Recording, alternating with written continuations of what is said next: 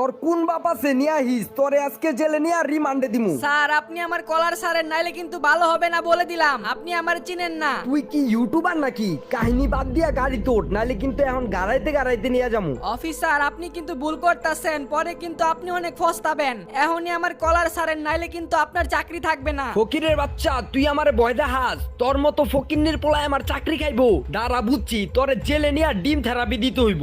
আমি যদি এখন একটা ফোন দেই আপনার কিন্তু খবর হয়ে যাবো গা। লাস্ট বারের মতো বলতাছি কলারটা সারেন। আমারে থ্রেড দেস, দে ফোন দে, দেখি তোর কোন বাবা ইসা তোরে বাঁচায়। আজকে তোর একদিন কি আমার একদিন। এরপর ছেলেটি একটা ফোন দেয় আর সাথে সাথে সেখানে শত শত গাড়ি আইসা থামে। এইটা দেখে পুলিশ অফিসারের অবস্থা খারাপ হয়ে যায়। অফিসার আমার থানায় নিয়ে চলেন। কি জানি বলতেছিলেন ডিম থেরাপি দিবেন? আসেন আমারে গাড়াইতে নিয়ে যান। স্যার আমারে মাফ করবেন, আমি আসলে আপনাকে চিনতে পারি নাই। স্যার আপনি আসলে কে? কে এই ছেলে, কি তার আসল পরিচয়?